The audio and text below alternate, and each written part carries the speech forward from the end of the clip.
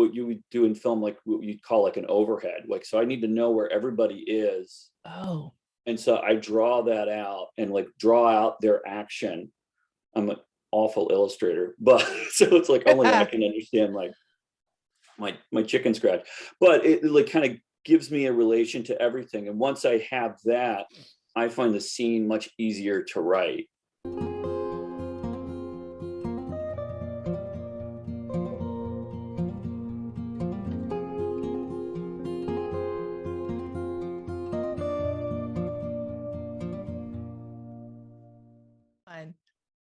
Today, I'm thrilled to have Alden T. Burgess as my guest, and we will be discussing his debut novel called The Elusion Crystals.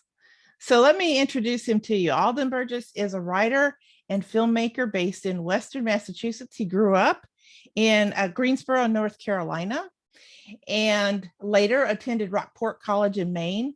His short films, Chance and What Is She to You, won numerous awards. When he is not working or looking after his two children, he can be found in the kitchen trying to ferment anything he can get his hands on. That's good for you, right? Yes. And if he's not there, he's out on a hike with his dog, Taco.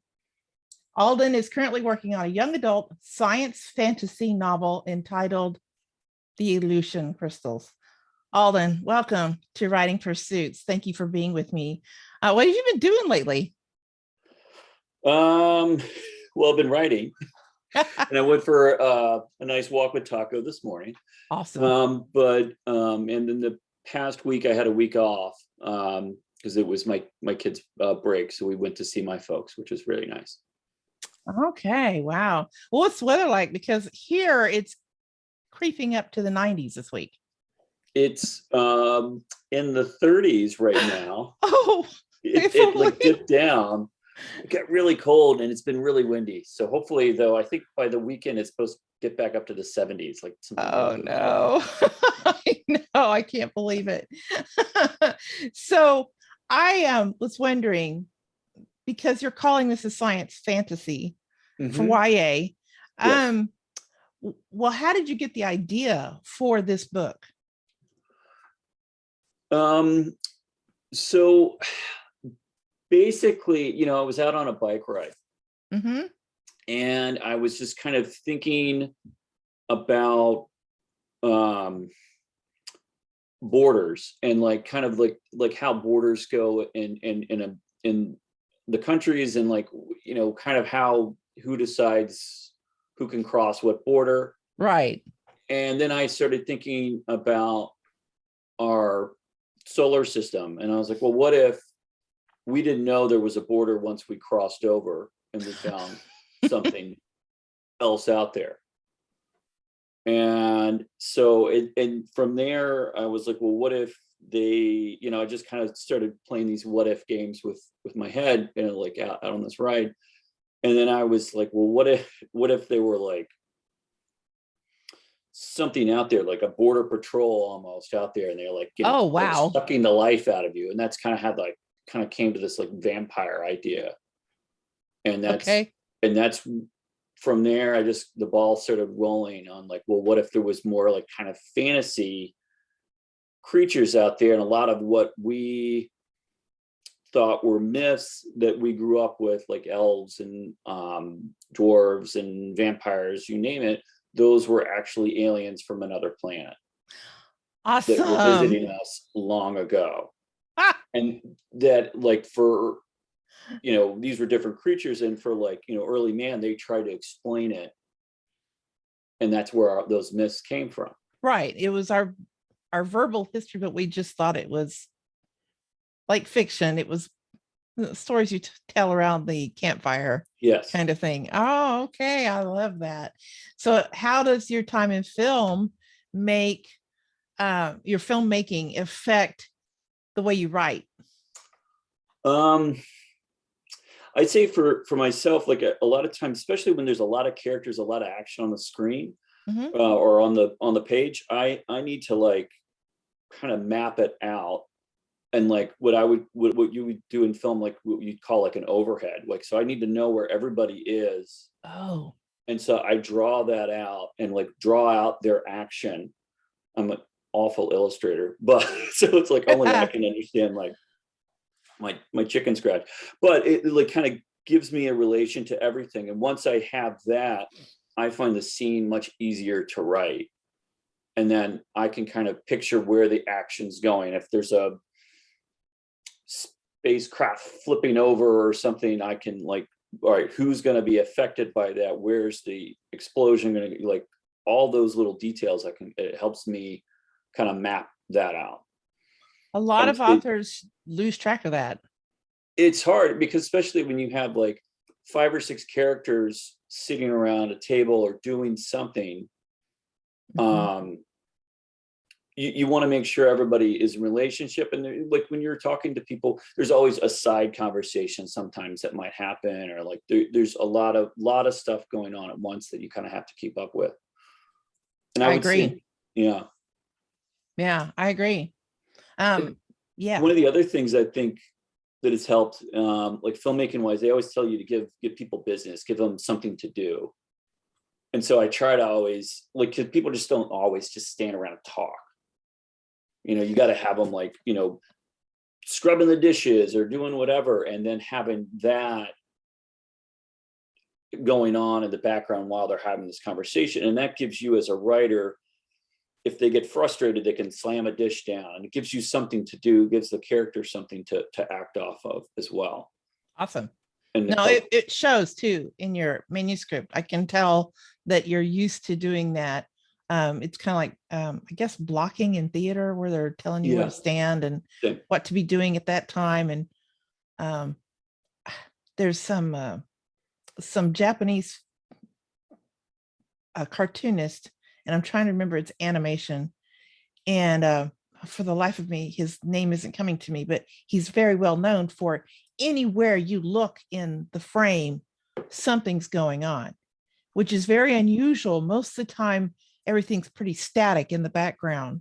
But in real life, unless you're controlling it, like this environment where the dog might bark, but that's pretty much the only dynamic thing that might go on in the background. Yeah. Then, sorry, there's Luna's butt in the screen, but anyway, she'll turn around in a minute. I'm sure she'll adjust. But unless you're in a controlled environment, everything's dynamic, everything's fluid, everything's in motion. So good to be thinking about. And it's a really good tip actually for other writers to kind of scope out where people are, what they're involved in doing. You don't have to show it, but you need to know it. And that way you can, if you need to communicate it, it's there, it's already ready. Cool. I really like that. So let's get into the topic for today, which is your first chapter. Okay, I want to read the back cover copy and your log line, and then we'll get into the first page on the screen and have a look at the first chapter rubric as well. So back cover copy, Earth is in shambles. Humanity's last hope is aboard the interstellar spaceship Celebration, which I find is a very ironic name. Stuck aboard is Palmer Bridges, a teenage cook who's been let down too many times, and too many times to trust anyone. All Palmer knows is cooking and cleaning for the ship's elite passengers. With another 15 monotonous years ahead of him, Palmer is desperate for a change and gets more than he bargains for when extraterrestrial vampires capture the Celebration. Determined to survive, get his brother back, and free everyone, Palmer teams up with a ragtag group of elves, fairies, and dwarves who, to his surprise, are real, but nothing like the old myths from his childhood. Embracing his destiny, Palmer is on the path to stop an evil alien's rise to dominance until a forgotten relic's power is unleashed, forcing him to confront his own beliefs. So good, cool. I like the way you set the stage. Logline: a teenage cook on an interstellar spaceship, if I could just read, must battle for his life and save the last remnants of humanity from the sinister alien he's prophesied to kill. So good job. Okay, why don't you read it, Alden? Okay. My hands are red. I wipe them on my apron, but all I do is make a mess. 5 minutes in, I'm already facing a demerit. You kill a vampire? I hear Gomez laugh. Yeah, I say and get back to it. With his awful mustache, it's hard to look his way. We're not friends because it's not worth making friends out here, but he's all right. Over my shoulder is Tinker. He's always within my sight. After everything we've been through, I don't blame him.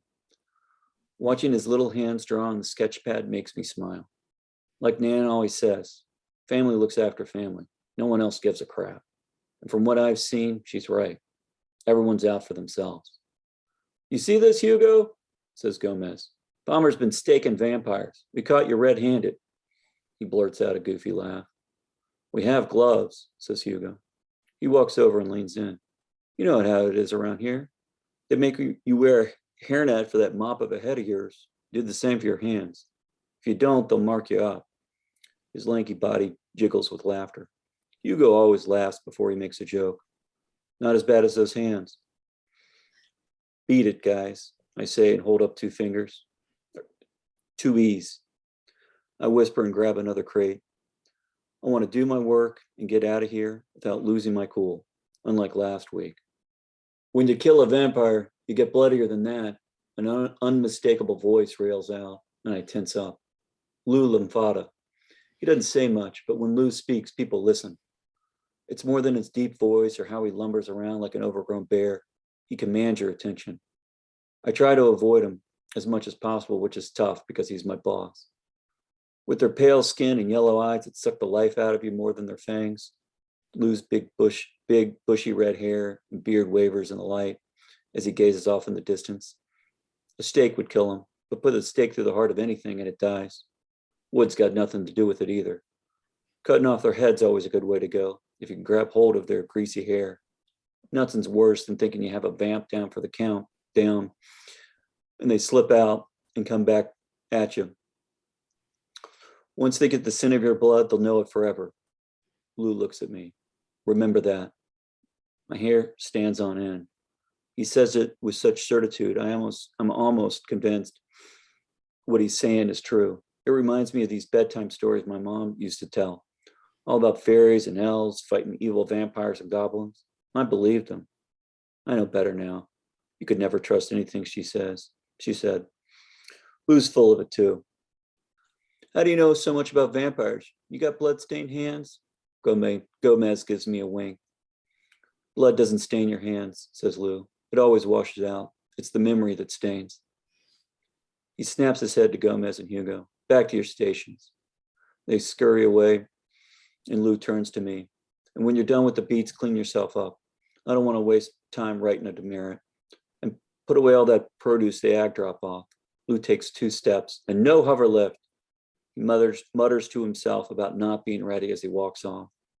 I roll my eyes. No hover lift?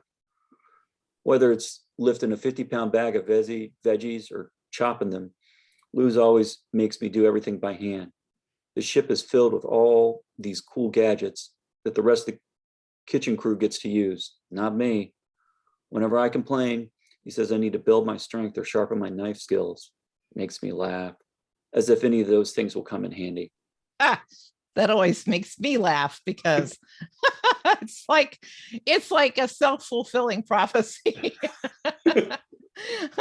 I always come to those sentences in books and I go, oh, why'd you do that? You just cursed yourself. Mm-hmm. Okay, so well done. I am going to say that basically the hook lasts until about the end of the first chapter, where he's holding up 2 fingers, 2 E's. Beat it, guys.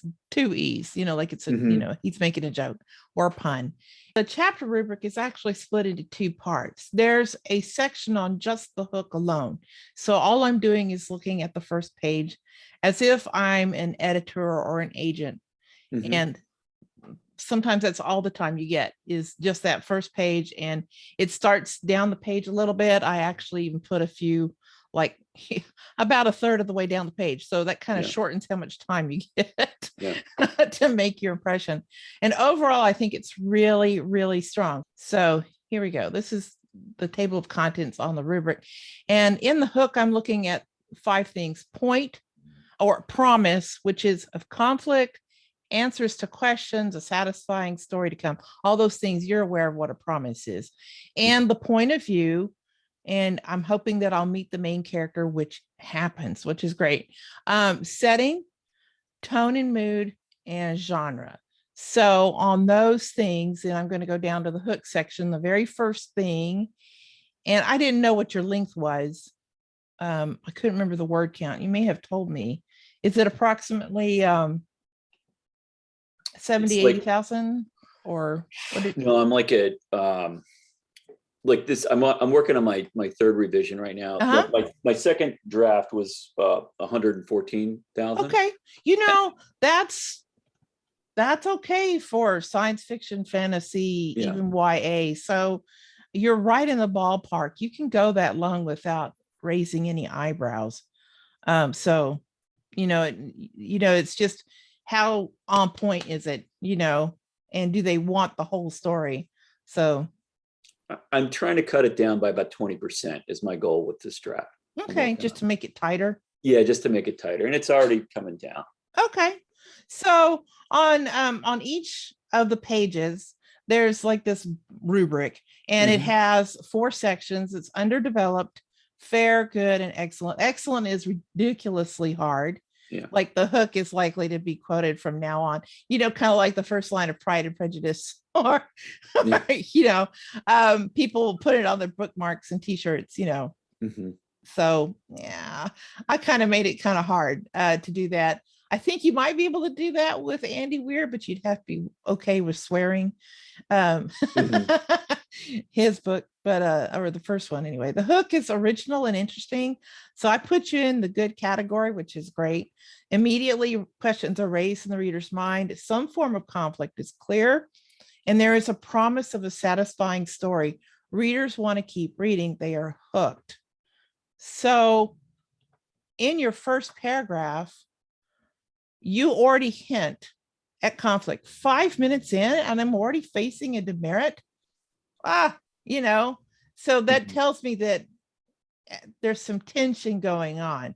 He's, there's a little bit of tension going on. Plus, we know that we're not friends because it's not worth making friends out here, but he's all right.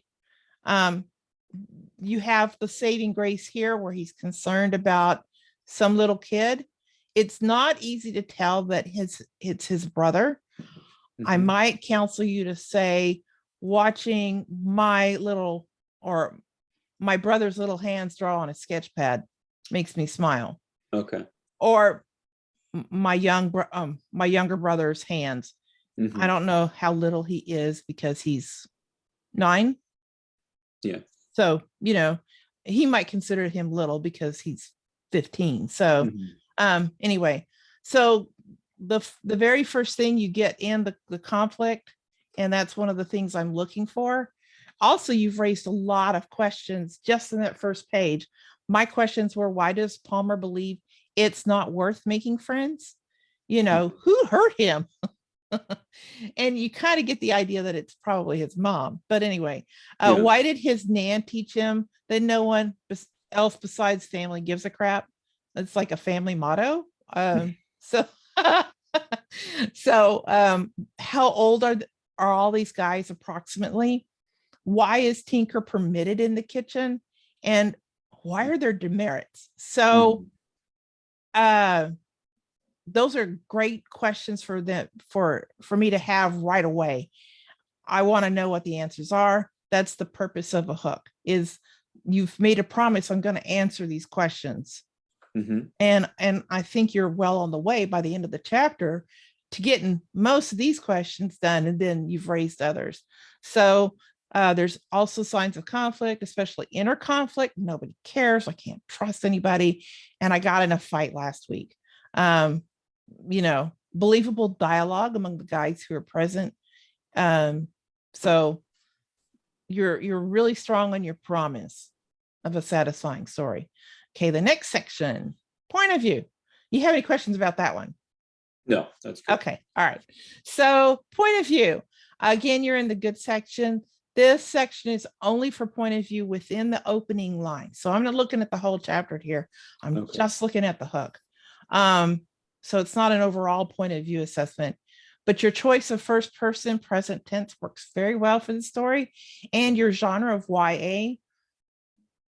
For whatever reason, people kind of like the first person, and you've intensified it a bit with present tense. Some people like that. I'm okay with it.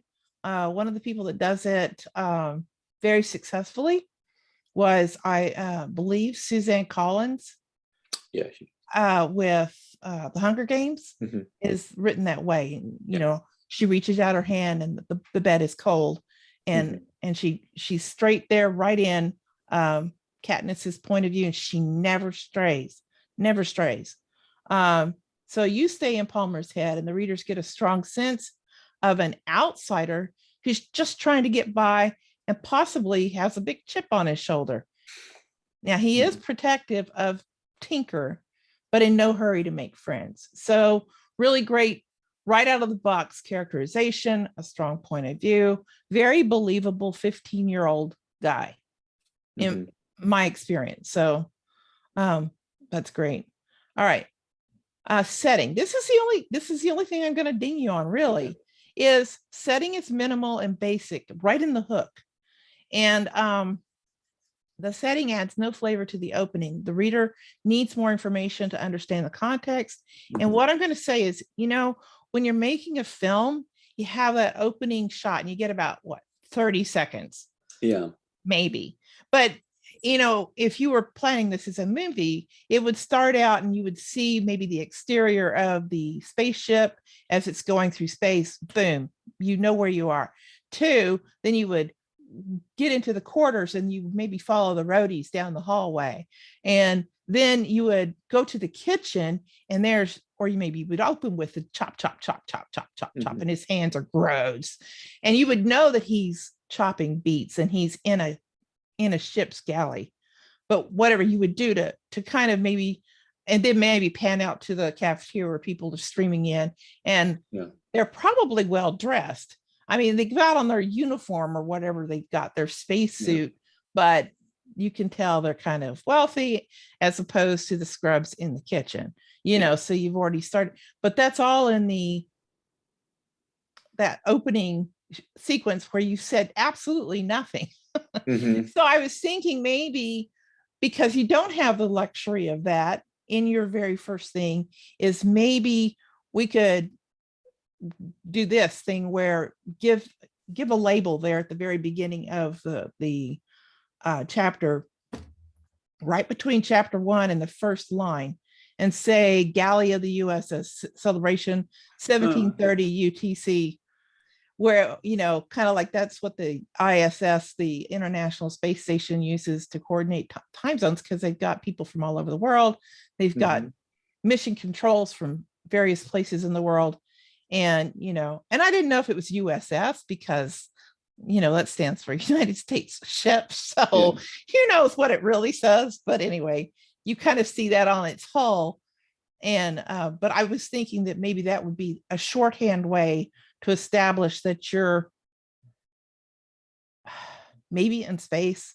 The other thing I thought maybe would be very easy to do also to set the setting is to mention the hydroponics deck or the ag deck, because you use ag. You know, later they brought produce, right? And he's assigned to the cooler. So beat it, guys. And I grab another crate from the Celebrations hydroponics deck or from Celebrations ag deck, because I'm going to go process some more beets. Yeah. No, that makes sense. But that you just slide it in there. We don't need any more information than that, but that gives you the idea that you're on a ship and they have hydroponics for some reason. So you're probably in space.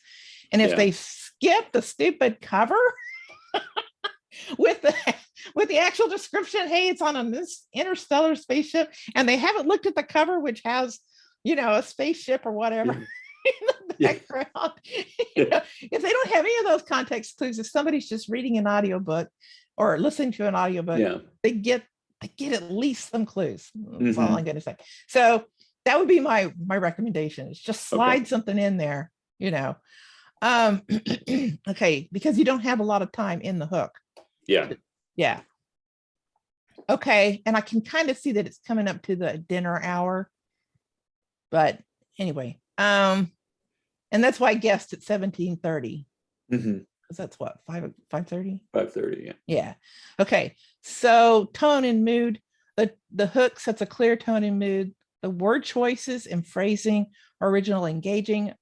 Readers feel confident that they'll enjoy the experience because of the author's tone, and the emotions they feel at the beginning make them look forward to getting on with the story.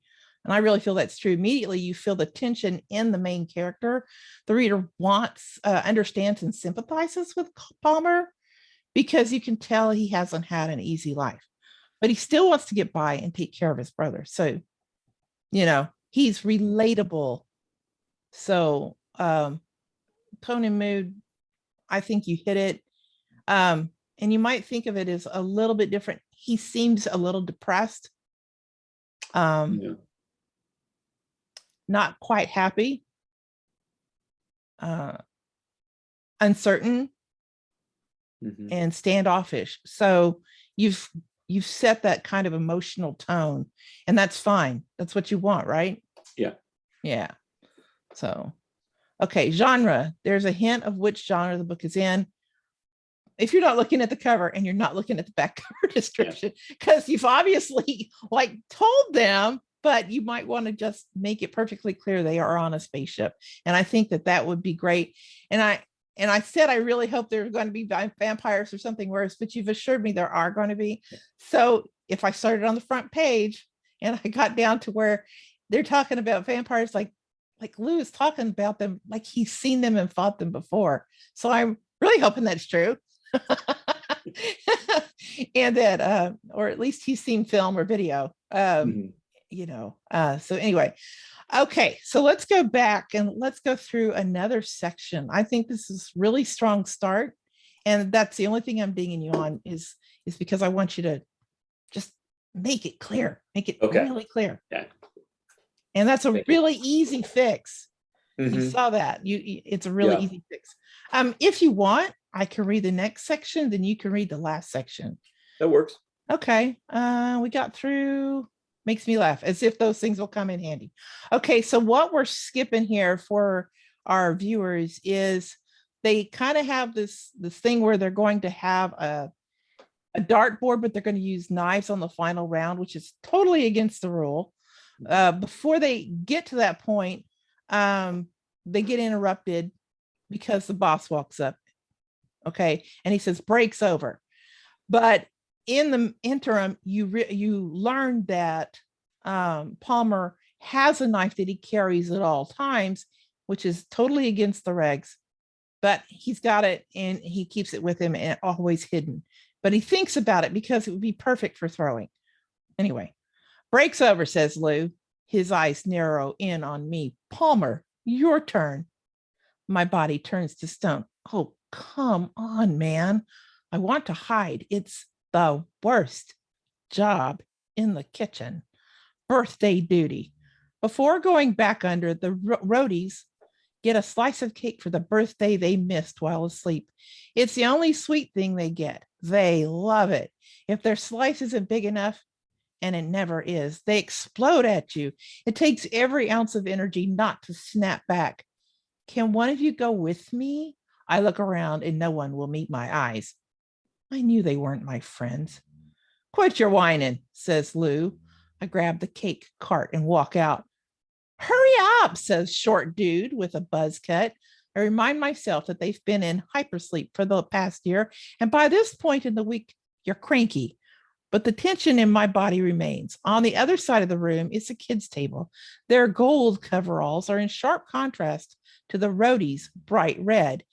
You're not supposed to, but I grab a couple of the biggest slices and bring it over to them. They're kids. They need joy in their life. And for a brief moment, life is normal. The roadies yell about it, but I block them out. Share, I say. They smile and nod. Thanks, Palmer, says a little girl as I walk over to dole out the rest. It's a sight to take in. No one misses cake day. The place is packed out with over 200 roadies. The bright lights and shouts combined with an antiseptic smell that protrudes from the roadies make me dizzy. I steady myself on the cart, but it doesn't help. I want that one. No, wait, I want that one, says a tall, pasty boy. You better give me a good piece, says a blonde girl with her hair pulled back so tight it makes her eyelids pop open. Hey, I know you. I shudder. Taylor Jordan. I remember her. She's awful. I thought I had left her in that place behind. My legs could move. If my legs could move, I would run. You're that loser from school, says Taylor. Everyone laughs, and something in me clicks like a switch. Loser. I've had it. I'm tired of being pushed around. I'm tired of no respect. My muscles squeeze until I'm like a stone. I know I should let it go, but I don't want to. I let it all out. You want this piece? I shout. This one right here? I grab the biggest piece of cake on the plate and shove it into my mouth. It's sickly sweet and I don't like it, but I eat it all. Oh, come on, you big-eared freak, I hear over the din of the crowd. Or is it this one? I smash it with my fist. Or this? I pound another. Two sets of arms grab me from behind. Security. If their light blue coveralls didn't give them away, Donovan's, my feet sweat a lot and I never change my socks. Foul smell wood. Ackerman, his silent sidekick, is with him too. Palmer Bridges. Why am I not surprised? Says Donovan. He wipes frosting from my hands and sticks it into his pudgy mouth. Okay. Do any of you have a birthday today? I squirm, but the goof squad tightens their grips. Boos bounce off the metal floors and walls. Give it a rest, says Donovan. Ackerman leans into my ear. You're lucky we're here. His breath always smells like onions. They would have torn you apart. Taylor belts out. Palmer Bridge is falling down, falling down, falling down. Everyone joins in. Palmer Bridge are falling down. Big fat loser. They slam their fists onto the table and their perfect shiny teeth glare at me. I smile. I got them. That's enough, says Lou. The whole place calms. Gomez, Hugo, divide the rest of the cake. Lou turns to the roadies. There'll be something extra tomorrow. He turns to security. I'll take him from here. Let me make sure that I have. Sorry. Okay, there. I'll take him from here. Donovan and Ackerman release me, and I walk back to the kitchen with Lou. As we cross into back into the galley, the laughs continue. Another rotation where I look like a loser again. At least there are only 2 days until they go back under. Maybe they'll forget about it by the time they wake up next year. What were you thinking? Says Lou. I want to say I wasn't. That they started it. That everything sucks. I don't want to do this anymore. That I'm a stupid cog in a stupid wheel. That I have no say in my life. And nothing matters because nothing is ever going to change. That I'm lonely and everything is hopeless. Instead, I look down. Oh no. Lou leans over and puts a hand on my shoulder. We've all been dealt a crappy hand, laddie. He tosses me a hand towel. Clean yourself up and tackle those dishes. Wait. Lou takes out the coin that he always carries. He's got this whole ritual. He clears his throat, shakes out his hands, and carefully places the coin on his flipping thumb and gives me a nod. Like I have any say in what's about to happen. He never says what the options are. He flips and tells you. I can't decide if he's already made up his mind and the coin is his out. Like, you can't get mad at me. It's the coin. Or the coin is his master and he must do whatever it says. Both are pathetic. He flips, catches it, and takes a look. Deep clean. Tonight. I nod. So much for keeping my head down. I wish I could go home, but that doesn't exist. I wish I could get off the ship, but there's nowhere to go. As he leaves, he mumbles, Fate's a cruel mistress. Great. Fate is against me as well. That means no hope, that there is nothing new. I gave up any hope long ago. Wow. Okay. I'm sorry, man, got a scratchy throat or something. So very entertaining. It keeps moving. That bit with Taylor, I just want to, anyway, she's a winner. So let's flip over to the rubric again and go on to the next section. So you stay in the point of view. The POV type and tense are a good choice for the audience. The reader enjoys the narrator's distinctive voice and is prepared to root for the character because they are shown to be relatable. Amen to that. It's good. There are a couple of places where you go shallow and they kind of stick out to me. On page 5, okay. You say, I shudder. Taylor Jordan, I remember her. That kind of goes without saying. You just said her name. And then she's awful. That's fine. I thought I had left her in that place behind. If my legs could move, I would run. That's good. That's what I wanted to say. Everyone laughs and something in me clicks like a switch. Loser. Right here, I think you could get rid of this. You can leave it. It's in his voice, but I think you could leave it out. And he says, loser, my muscles squeeze until I'm like a stone.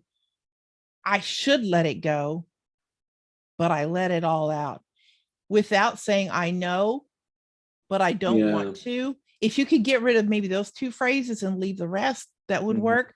But I think it becomes more impactful. My muscles squeeze until I'm like a stone. I should let it go, but I let it all out. You want this piece? I shout. So that's the, and I mean, don't take it hard because it's it's tighter. Yeah, it is a little tighter. And it gets rid of that shallow point of view. I love I love this part where he wipes the frosting from my hands and sticks it into his mouth. Okay. And I did want to speak to you about this, but we may come to that. We may come back to that. All right. So let's go back to the thing. There are a couple places where you go shallow. That's one of them. I remembered her. I've had it, blah, blah, blah. Okay. And that's all I needed to say about that. I did put in a little note about laugh. If you search on laugh, you're going to find it several places. Okay. I would see how much I could get rid of that and just use it when it makes the most impact. So, and it's something I would notice because I'm an outsider coming to it for the first time. But you won't notice it because you've been in it for a while. So that's the beauty of having somebody look at it. All right, setting. I think that it became clear as the thing went on. For one thing, their insults and so forth echoed off of their banging their fists, and it echoes off the metal floor, the metal, everything. So you get a sense again that they're on a spaceship. And by that time, it's pretty clear. The reader needs the context. Okay, I already said that. The choice of the galley is where you really hit a homer. The choice of the opening setting is representative of the protagonist. I don't think you could have chosen a better place. It's the opening setting is perfect for your main character to show who Palmer is and his normal world, which is the next section. I wish there was a way to communicate the star date, but the reader will come to their own conclusions, so no worries on that. I'm maybe going too hard science fiction instead of science fantasy. Which I love that distinction. I like that. I think it's a good way to communicate what you're aiming at. Okay, the normal world, the character's normal world and their place in it are communicated in a clear before snapshot. You know who he is by the first half of the first chapter. You know where he fits in that ecosystem. He's just a young guy who's chopping beats in the alley. And trying to take care of his brother, and you sympathize and relate to his conflicts, wants, and needs. So you made him standoffish and conflicted and complicated and still relatable. That's really great. Then you persecute him. The one thing we're going to skip is the prophecy, but you fit in a prophecy and take away spoiler alert, take away the only memento from his mother. Off to a great start. Genre. Let's go on to the next section and read that. We're on page 12 now, and we're going to start with this, and this is Tinker. They're in their compartment, their little bitty apartment compartment where the brothers stay together. So this is Tinker speaking. You want to do this, or you want me to do it? Yeah, I can do it. Okay, great. All right. I saw what you did, he says. You scared me. He's not angry, but disappointed, and that's worse than a punch in the gut. I'm sorry. Promise me you won't get like that again. I nod. I wish it was that simple. I look at the time. I need to hurry. You ever mention the knife to Gomez? Tinker shakes his head no. You know I'd never do that. I nod. But I'm not sure how to handle this. It's good Tinker didn't say anything, but how did Gomez know about it? It's got to be about the dart game. I grab my knife and look over all the handle like I've done hundreds of times before. There's all these intricate carvings. It's like nothing I've ever seen. We have to keep it a secret because our ringer chimes and I shove the knife into my pocket as the door slides open. Sid Price stands with a dissatisfied vice principal grin. He's a head shorter than me, which makes it easy to see his bald spot through his short gray hair. He straightens the sleeves of his jacket he wears over his light blue jumper. We're in a climate-controlled ship. The only reason he wears a jacket is to make sure everybody notices the 3 stripes on the left arm that scream, "Look at me, I'm the big boss over in security." I'm not impressed. Mr. Burgess, says Price, you're not an easy man to track down. I suppress a laugh. I'm in my room. Yours and your brother. He glances at Tinker. You're supposed to be at work. I shrug. I need it to change. He smirks. Your clothes aren't the only thing that need to change. You need a serious attitude adjustment. The captain will see to it. The captain? I bite my tongue. I've been in trouble before, but I've never had to see the captain. No more demerits for you, says Price. We need a whole new system. I snort. Gomez was right. I put my hands in my pocket and touch the nice hilt. Is someone coming for me? No, it can't be. The only one coming for me is Price. He's had it out for me ever since the day we met. He never believed Tinker and me when we told him we didn't know how we got on board. It's not his fault we're here, and neither is losing my cool. The roadies egged me on. He clears his throat. Passengers. Roadies, passengers, same difference. Everybody calls them that because 200 of them rotate out of hypersleep for a week before going back under. Yet nothing changes for the crew. We're stuck in the summer camp from hell. Fine. I cross my arms. The passengers egg me on. Take it up with the captain. First thing in the morning. What's that in your pocket? My eyes pop and I slam my hands into my pocket. Nothing. I've got to go back to work. Hand it over, says Price. The air feels heavy, like a bowl. I suck in and shoot air back with force. I'm ready to charge. Hand it over. No one takes my knife from me. I grip the handle and squeeze it until my knuckles are white. Palmer, says Tinker. I look over to Tinker. His eyes plead and my shoulders relax. I give Price the knife by the handle. You know you can't have this kind of contraband on the ship. He looks at the knife and shakes his head. What is this blade to you? He would never understand. I'm mad at her, but that doesn't mean I want to lose the only link I have left. I swallow my thoughts and shrug. You can get it when we land, Price says. Until then, it'll be locked away in my desk. He walks out. I'll be an old man in my 30s. I yell after him. Life is hopeless. All I had from my mom was that stupid knife, and now it's gone. It's like everything that brings me joy gets taken away or leaves. Awesome. Okay, so I think that's a good cliffhanger. We want to know if he gets the knife back. it was in the prophecy that we skipped over. And, I didn't want to do all the spoilers, but anyway, there's a prophecy and it mentions the knife, and now all of a sudden it's gone. So you did a good job of showing the knife in the drawer, or I guess in his pocket, before this scene or this part of the scene happens. So good. It wasn't a surprise thing that came up, and we got a glimpse of it. It sounds fascinating with the relics. I mean, the stuff, the carvings on it. So I think all of that is very strong. And I love your characterization of Sid Price wearing the jacket, even on a climate controlled ship, because he just wants to show off his status, whatever it is. Yeah. Very well done. Look at me. I'm the big boss over in security. I'm not impressed. Anyway, everybody has those feelings. Everybody understands that particular, roll your eyes kind of thing. This guy. Okay. Yeah, this guy. We've all met that guy, right? Yeah. Anyway, so the genre is, and I didn't highlight a section I should have.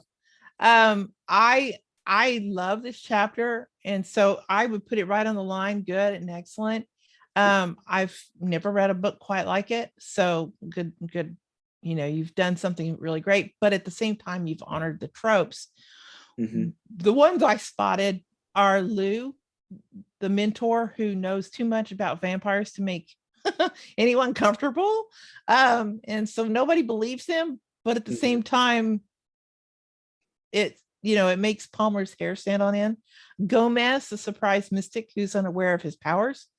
So that was good. Taylor Jordan. I wrote this. I kind of hope she dies.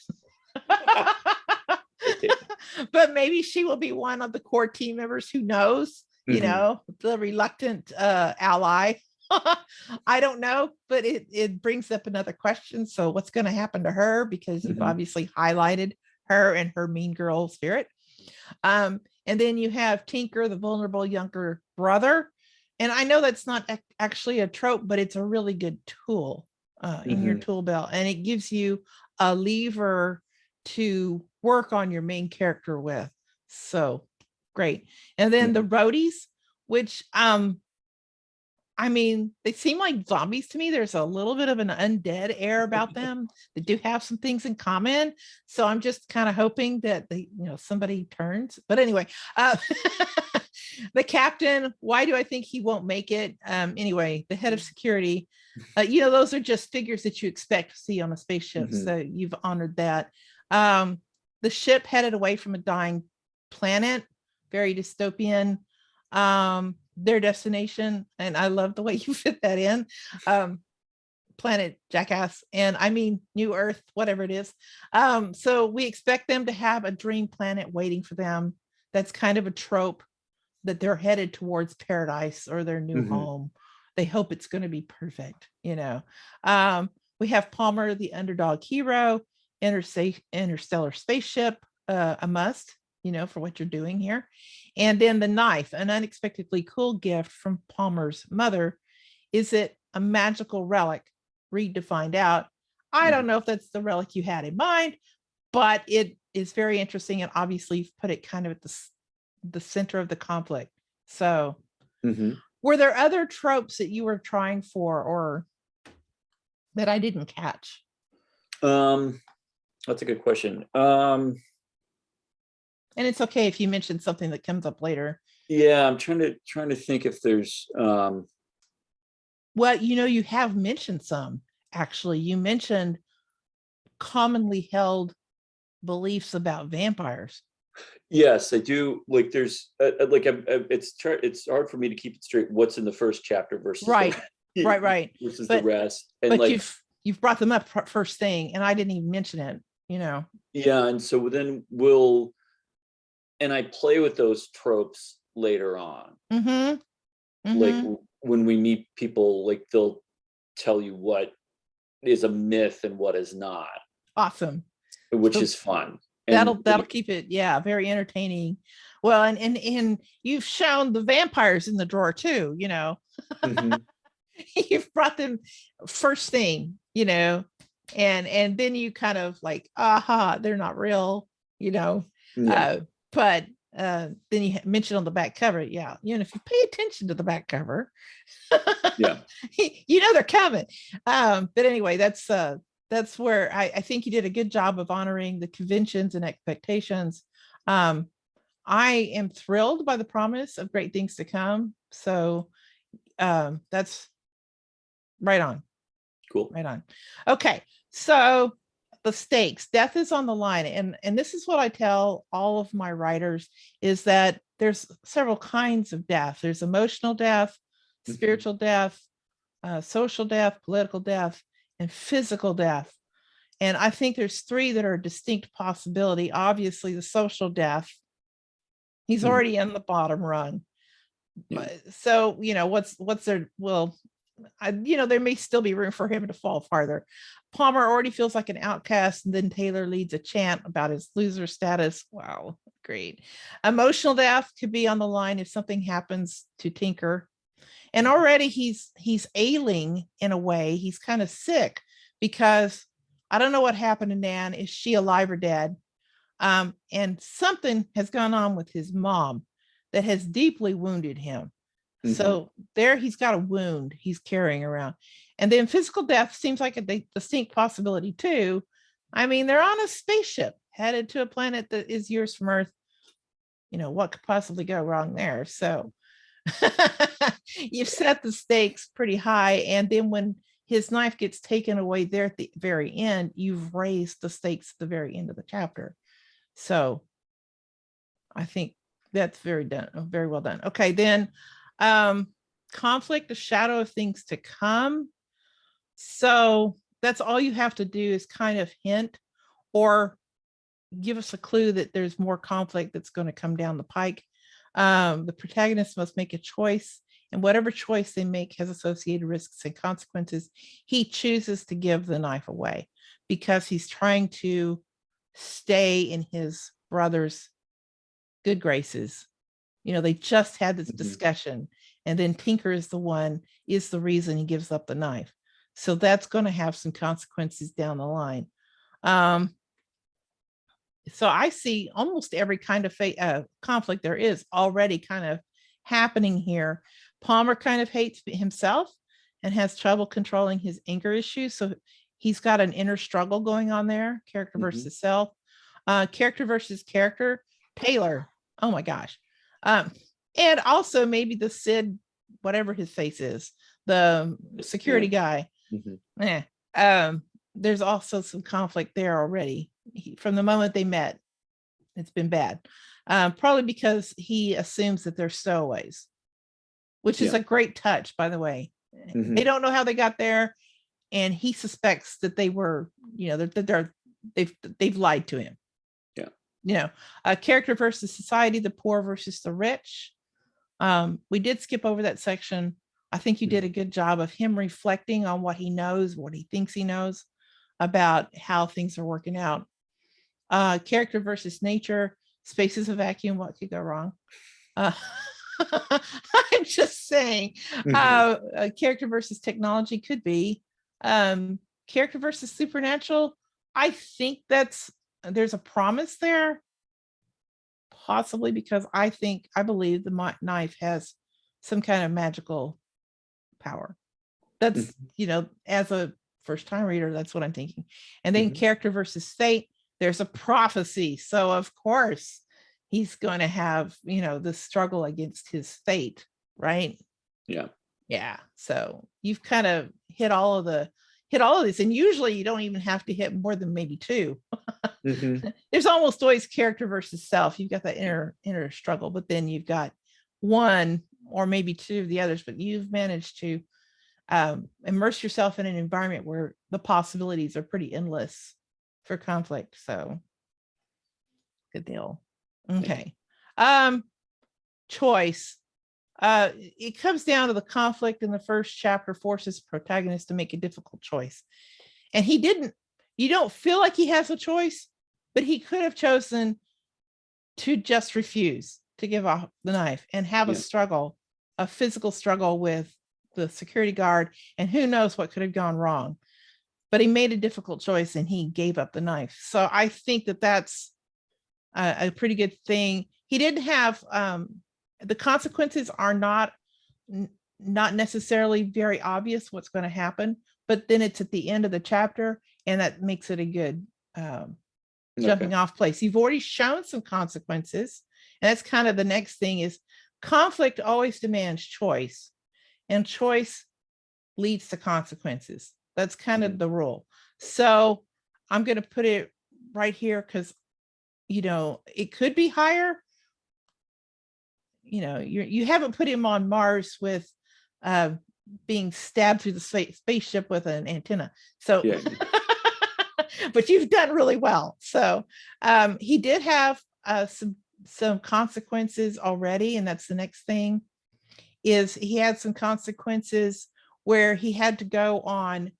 I don't think the birthday cake was meant to be a punishment. It was just his turn.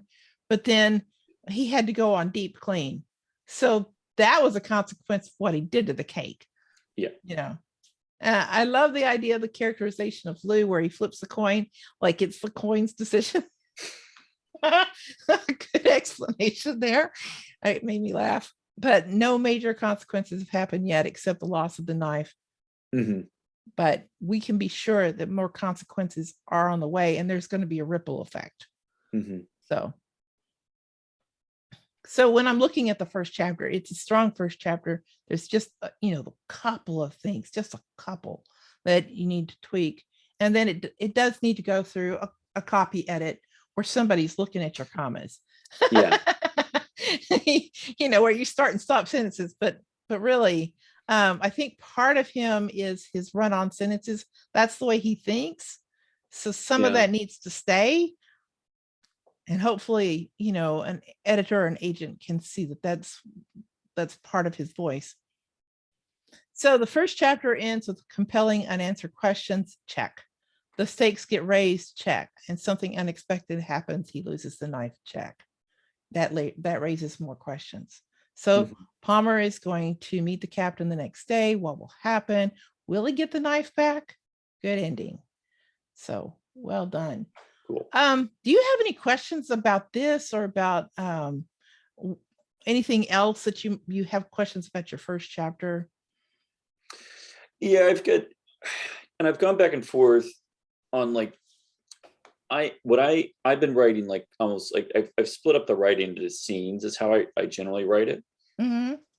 And originally I had, you know, I've kind of gone back and forth. Like, do I do like shorter chapters where like that first chapter would almost be from the start to where Lou sends them, tells them to where you finish reading, where he, fate's a cruel mistress, but I gave up hope long ago. Like that would be like kind of like one chapter. They would be kind of shorter. I wondered about those breaks. I was wondering if you're doing scene breaks, and I thought, a scene break isn't necessary. It is a long chapter. Mm-hmm. I think I didn't really notice it. It says it's 4,300 something words. Yeah. And I do tend to go to shorter chapters of around 2,500 words. Mm-hmm. But honestly, I didn't see.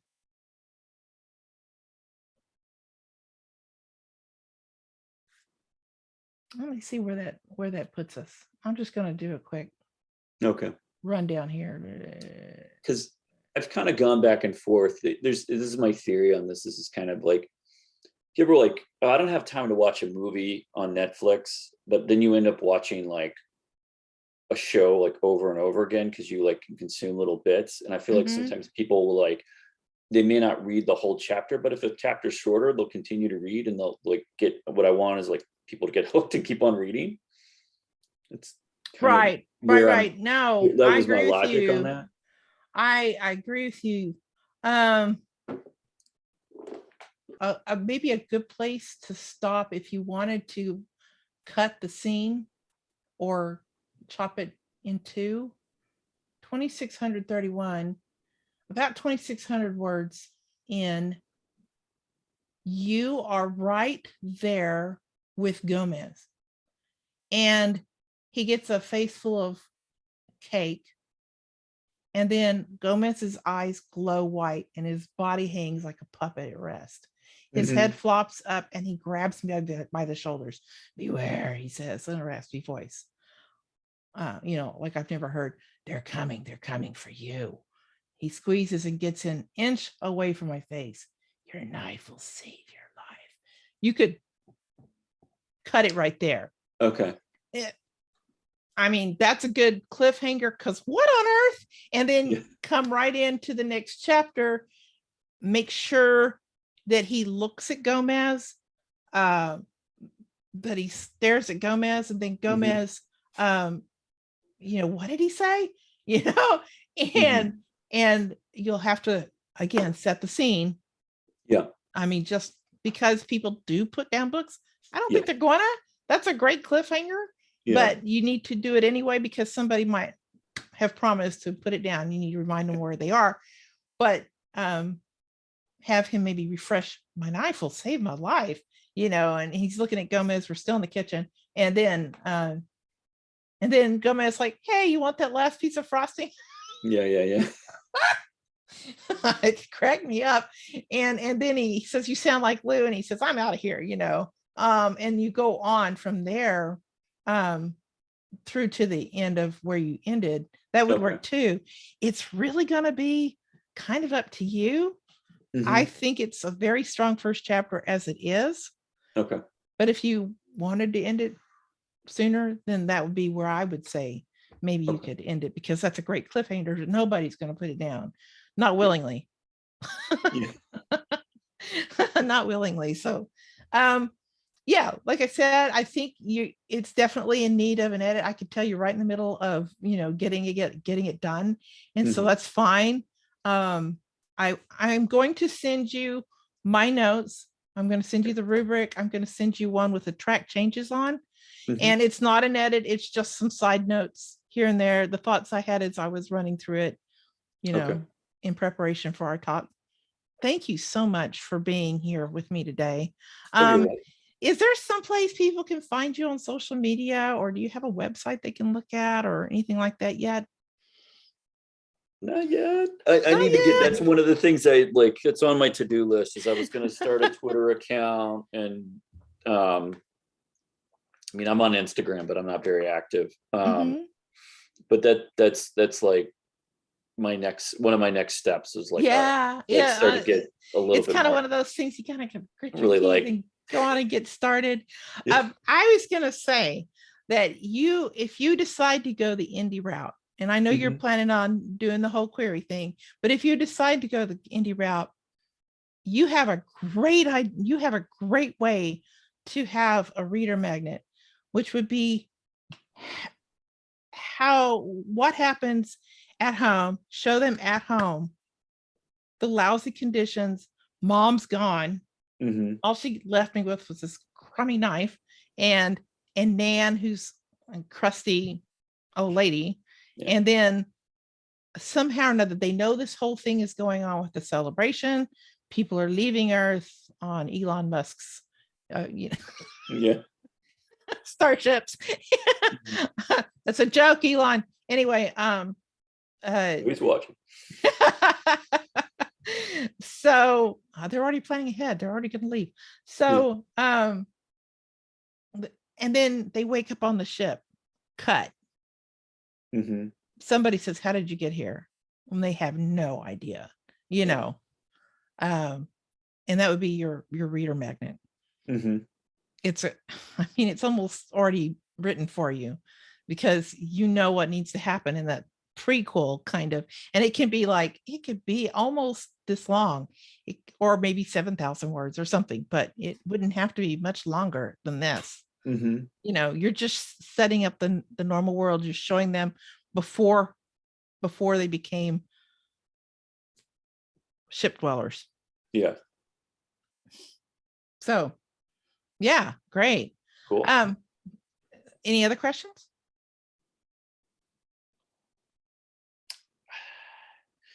I'll think about it. I'll get off with you, and then 5 minutes. Shoot. Just send me a note. That's fine. That's fine. And I will send you this stuff. And I just want to thank you so much for being my guest. And I look forward to reading this book when it comes out, however long it takes, because it's going to be fun. It's going to be fun. All right. Well, I will talk to you later then. Thanks, Alden. All right. Thank you. Bye-bye. Bye. Thank you for being with me today. For more tips like these, subscribe to the weekly Writing Pursuits Tips for Authors newsletter at writingpursuits.com/subscribe. That's all I have for you today. Until next time, keep writing.